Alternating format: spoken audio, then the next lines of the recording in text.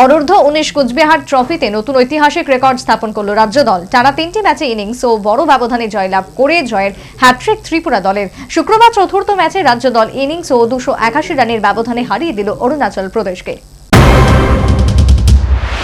ঘরের মাঠে হোক কিংবা বাইরের, প্রতিটি 22 গজে দাপট দেখাচ্ছে এই মরশুমে অনূর্ধ্ব 19 কোচবিহার ট্রফির রাজ্য দল। মরশুমের প্রথম ম্যাচে পন্ডিচেরির বিরুদ্ধে অভিযান শুরু করেছিল পরাজয় দিয়ে, কিন্তু এরপর লাগাতার 3টি ঐতিহাসিক রেকর্ডে জয় তুলে নেয় রাজ্য দল। প্রতিটি জয় হাসিল হলো ইনিংস এবং বড় রানের ব্যবধানে। এবার ঘরের মাটিতে রাজ্য দল আসরের চতুর্থ ম্যাচে অরুণাচল প্রদেশের বিরুদ্ধে জয়লাভ করল ইনিংস এবং 281 রানের ব্যবধানে। এর আগে দ্বিতীয় ম্যাচে ত্রিপুরা দল মিজোরামের বিরুদ্ধে ইনিংস এবং 49 রানে, আর তৃতীয় ম্যাচে সিকিমের বিরুদ্ধে ইনিংস ও 61 রানে জয় তুলে নিয়েছে। তবে সেক্ষেত্রে চতুর্থ ম্যাচ শেষ হলো দুদিন বাকি থাকতেই।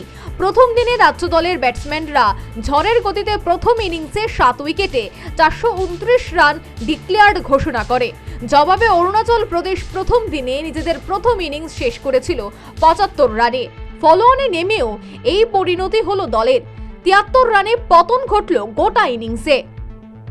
বড় ব্যবধানে জয়ী হলো ত্রিপুরা দল। রাজ্য দলের পক্ষে রাহুল সূত্রধর উভয় ইনিংস মিলিয়ে 3টি, রাকেশ রুদ্রপাল উভয় ইনিংসে 3টি, মোহাম্মদ আরমান 2টি এবং তন্ময় মণ্ডল 2টি করে উইকেট দখল করে।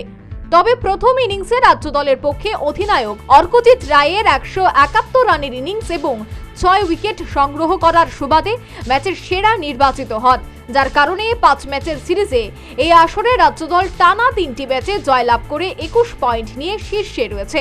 আগামী 6 ডিসেম্বর থেকে 9 ডিসেম্বর পর্যন্ত অনুষ্ঠিত আসরের শেষ ম্যাচটিতে রাজ্য দল খেলবে মণিপুরের বিরুদ্ধে। Bureau report, news vanguard.